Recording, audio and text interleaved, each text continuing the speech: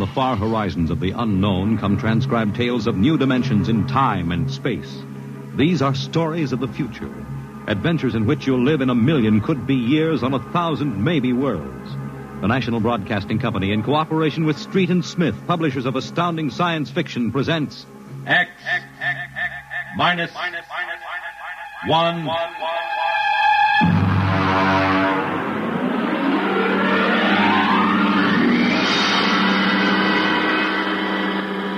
Tonight's story, The Embassy.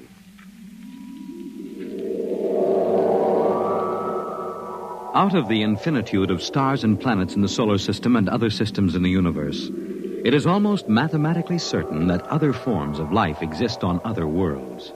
Someday, in the future, in 1,000 years, or in the next 25 minutes, daring travelers through space will make contact with the inhabitants of another world.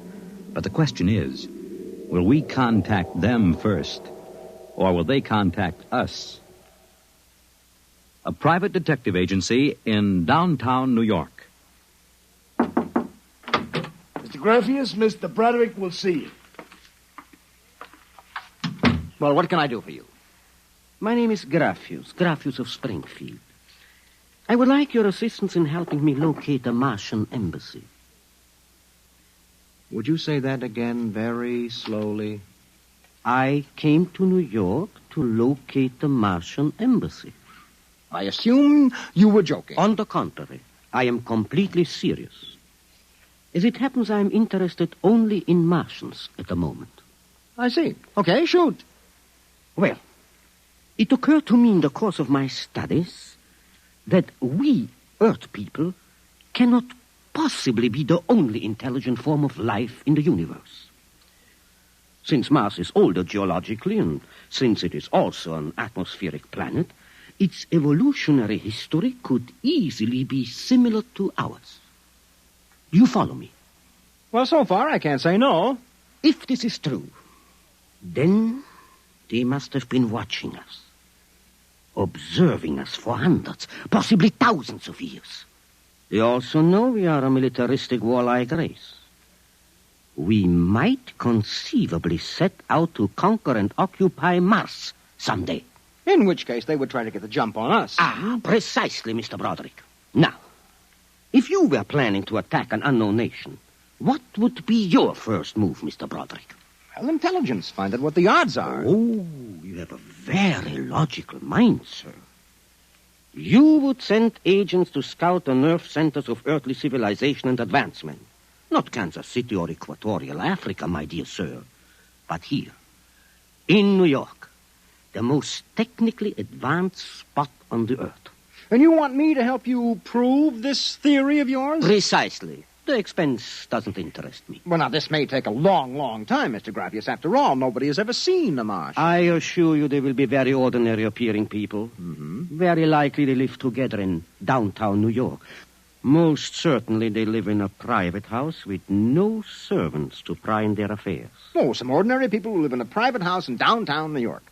How much is it well look up Martians in the classified section of the phone book? There's one other lead which might help you. What's that?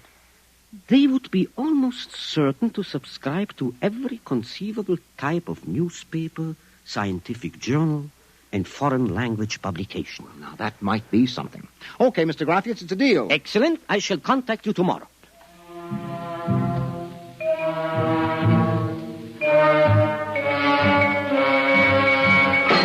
Boss, here's an address. Takes everything from Pick Magazine to the Manchester Guardian. Here, listen to this here. Pick, Look, Scientific America, the Daily News, Daily Worker, the Police Gazette, Journal of Engineering, a Scientific Quarterly, American Psychiatric Journal. Let me see that. Yeah. Oh, Doolin. Sometimes I wonder, what is the address on this? Well, it's 9 West 124th Street. Which happens to be the Harlem branch of the New York Public Library. Oh. Now, listen, Noodlebrain, what we're looking for is a private house. Oh, boss, what is the sense of all this? You know there ain't no Martian embassy in New York. This crackpot is paying us $100 a day, and we got to keep him happy. Do you understand? Yeah. Also, I have a hunch that Mr. Graffius is not looking for any Martian embassies. He is looking for something quite different. So we are going to find it for him.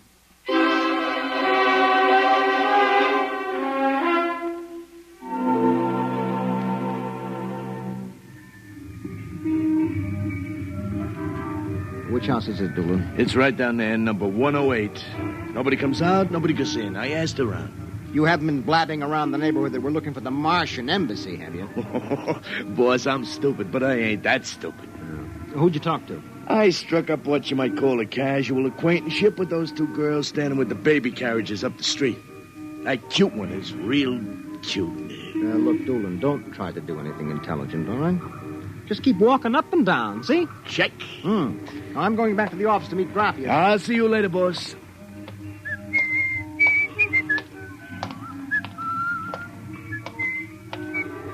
Hiya, beautiful.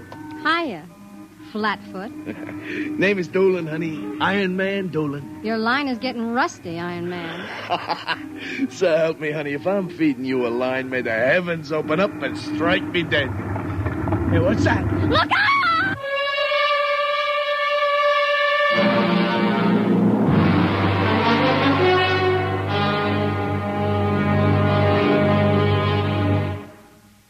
I'm sorry to have kept you waiting, Mr. Graffias. Thank you. But I've had Doolin casing our first lead for a week now. It's a house down in Greenwich Village, privately rented, number 108 Conklin Street. Nobody seems to know anything about who lives there, except that they subscribe to every paper and scientific journal put out. Also, there's a radio antenna on the roof. Oh, you don't suppose your Mr. Doolin will try to get inside the house? If this place is the Martian embassy... No, don't worry. Doolin can take care of himself. It's probably him now. Excuse me. Hello. Yeah, speaking. Doolin? Yeah, he works for me. What? No. No, I can't think of any. Yeah, sure. Okay, I'll be right down. Okay, Lieutenant, yeah. Yeah, right away. Something the matter? Doolin is dead, Mr. Graffias. All right, come on, we get a cab. I have to identify the body.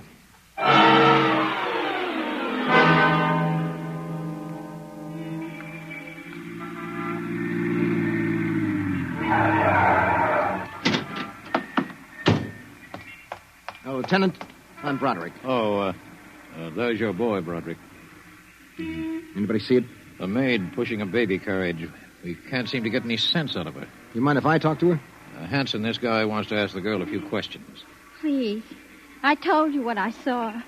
How many times I got to tell you? Look, miss, the dead man was a personal friend of mine. Would you tell me what happened? Helen and I were standing in front of Rackman's candy store up on the corner. We both had the babies out. He said hello and joked a little. Then he... What happened? It's too awful. No, please. Well, first he squashed. And then the stone fell on him. Could you repeat that? They don't believe me. But Helen saw it, too. Saw what? First he squashed, and then it fell on him. He was mashed flat before it even hit him. Now, look. That's the story, Broderick. Please, let me alone. Let me go home. I told you what I saw. Now let me alone. Let me alone. Did you learn anything, Mr. Broderick? I don't know. May I ask, what do you intend doing? Well, as soon as the cops clear out and this place quiets down, little Broderick is going to pay a personal call on the Martian embassy. Or whatever number 108 is.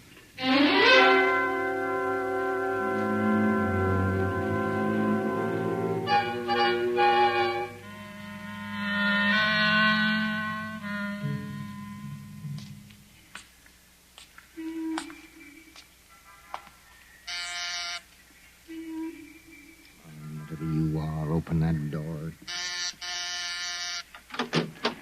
Yes? Oh.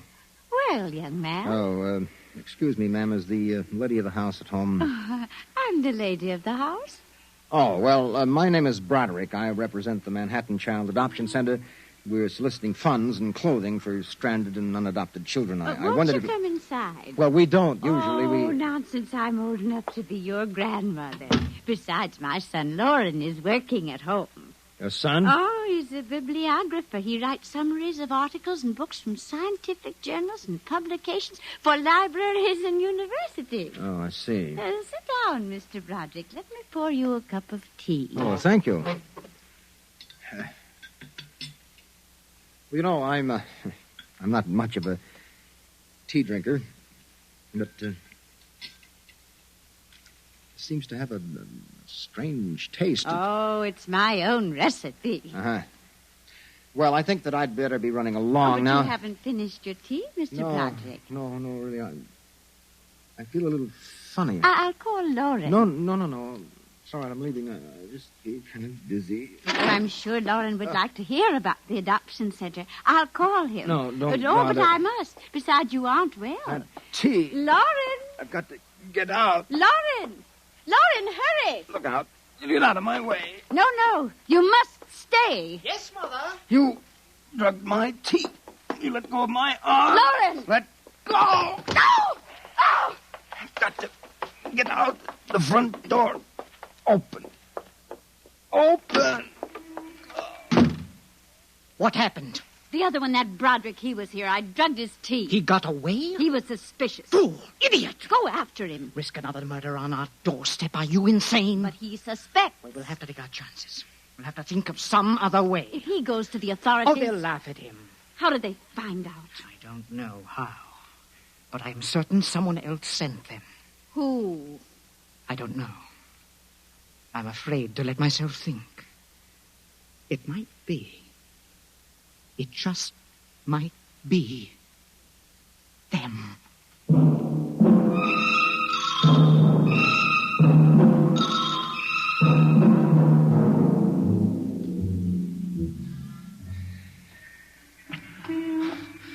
I've got to get help. Oh. Look out! Miss, please. All right, miss, we'll take care of him. Come along, mister. I'm going to give you a break and take you back to the wife and kids. No, you can't. I'm sick. Sick, is it? What's the matter? I'm drugged. They drugged me. Who drugged you? The number 108, the Martians. Who? The Martians in 108 at Martian Embassy. Well, I've seen them with pink elephants, rabbits, and mice, but you're the first one that's got Martians. Oh, it's true, I tell you. Come along. Listen, don't take me back there. They'll kill me. I've got to make you understand. Here, I'll help you up the steps. What? Listen, my name. My name is Broderick. I'm a private dick. We'll find out about this. No. Here, don't try any tricks. Officer, listen, please. I'll give you anything. $1,000, but please, listen. For God's sake, listen. Yes, officer? Oh. Why, Broderick. You know this lush, Granny? Oh, why, that's my son, Broderick. No, she's Martian. He's in pretty bad shape. You better get him to bed. Oh, dear, and he was doing so well at the Alcoholic Society. He must have gotten off again. Looks like he's ready to pass out. Lauren! What is it, Mother? Oh, Brod. Your brother Broderick has been drinking again. No, officer, please. Look out. He's passed out. Oh, I'll take care of him, officer. We've handled this sort of thing before. Can you manage okay? We'll be fine. Thank you. Oh, you've been very kind, officer. Nothing at all, Granny. I know how it is with these alkies. Well, I'll be seeing you.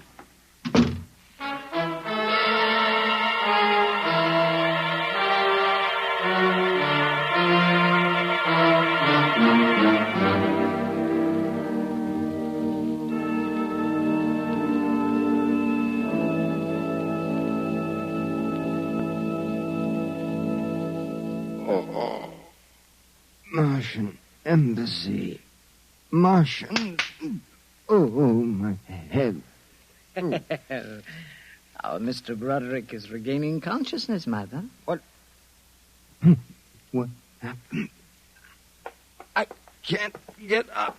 Oh. Do not struggle, Mr. Broderick. It will be impossible for you to rise from that chair. The pressure from this ray will keep you there. Ray? Who?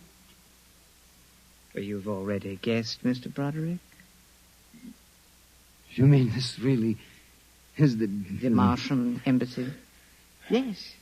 Yes, you have the honor to be the first prisoner of the Imperial Government of Mars. First prisoner? Yes. After the invasion, of course, you will all be our prisoners. What sort of nonsense is this? No nonsense, Mr. Broderick. As your people will soon find out. Our preparations for invasion are nearly completed now. As soon as we give the signal, our armed forces will launch a surprise attack. And then the Earth will be ours. Crazy. Oh, not half as mad as you, Mr. Broderick, to come muddling so foolishly into our affairs. It was a mistake, Mr. Broderick. A fatal mistake. So Doolan's death was no accident, then, huh? Oh, assuredly not. We found it necessary to use a pressure ray on your friend. The block of concrete was an afterthought. We thought it might help to divert suspicion. All right. So what happens now? If you cooperate, you can look forward to a quick, painless death. Like your friend, Mr. Doolan. If not? Well, this pressure ray has many delicate adjustments. It can move a pin, or it can crush a boulder. Let me demonstrate. You see, Mr. Broderick, as if an invisible vice were crushing you. What do you want? The name of your client. We are interested in knowing who is so anxious to locate the Martian embassy. The names of my clients are confidential. Well? All right. All right. Turn it off, Mother. Mr. Broderick has seen the wisdom of speech. Oh.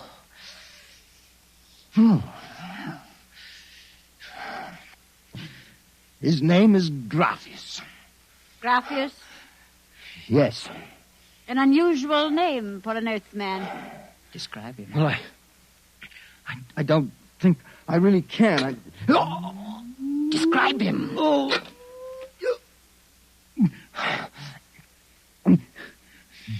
He's tall. The big forehead. It's about 60. Wears thick glasses. He's bald. Lauren, it sounds like one of them. Yes. Yes, it does. Contact the planet. Tell them we suspect that our plans are known. Ask for an acceleration of the invasion day. At once. What about me? Oh, I am sorry, Mr. Broderick. But I'm afraid you know too much now. In exactly 5 seconds, you will feel the full impact of the ray which faces you. I would suggest that you relax and meet your fate calmly. Oh, no, wait a minute. You will feel no pain, just a wall of force crushing you. Yes, but listen. 5. But you can't do this. 4. It isn't human. Yes, I know we're not human. 3. Yes, but do you understand? No. 1. Mother in heaven. Now! Lauren! It didn't work. Something has happened. The magnetic field is dead. Stand back from the pressure rate. It will not function anyway. I have decontrolled your field. Lauren! Lauren, it's one of them. They found us. Did you think we wouldn't? You are free to move now, Mr. Brown. Look, I don't know how you got in here, Graphius, but stick around. These babies are really Martians, just like you said. They're planning to invade the Earth and take over. There will be no invasion. All right, you keep these characters covered. I'll get the police. There will be no need for the police. I intend to handle them myself. But, Graphius, the police will want Do to... not call the police. I don't get it. You fool of an Earthling. Don't you realize with whom you are dealing? The invasion of Earth by Mars will be like child's play compared with what... Lauren! Oh! Holy mackerel. They just flattened out. Yeah, like your friend, Mr. Doolin. Oh, I detest the use of violence where the intellect can rule. But unfortunately, the Martians are a threat to us and must be destroyed so that we can proceed with our own plans. What plans? Naturally, you wouldn't comprehend. Wait a minute. There are some things here that I do understand. A second ago, that pressure ray didn't work. Now you're using it like it was a toy. How did you get in here, anyway? Who are you? Another one of these Martians? No, Mr. Broderick. I happen to be a Venusian. A what? A representative of the planet of Venus. You're crazy. Not at all.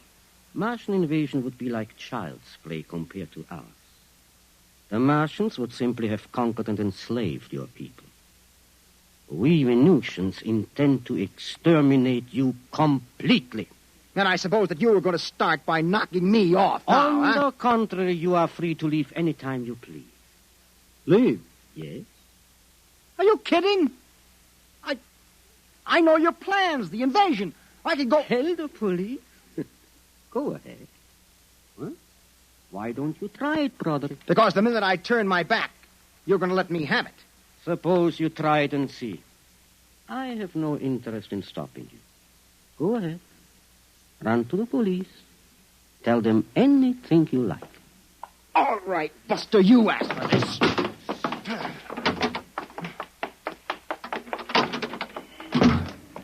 I'm alive. You let me go. Here. Where do you think you're running to? Officer, listen to me. Oh, it's you again. The one with the Martians. Listen, that story is true. You've got to believe me. You've absolutely got to believe me. They're inside that house, inside number 108. He killed them. Who killed him? Graphius, the leader of the Venusian invasion. Venusian invasion. Look, they're going to take over the Earth. Listen to me. Go in that house. Martians, now Venusians. Okay, brother, I've heard enough. Your Betty is a bedbug. Come along. Please, where are you taking me? Bellevue Psychiatric Ward, my friend. Come on. No, but you... Come along. You don't understand. Why are you such a fool? Let go of me. There's going to be an invasion. The Venusians are going to invade us. Why don't you listen to me? Why don't you listen?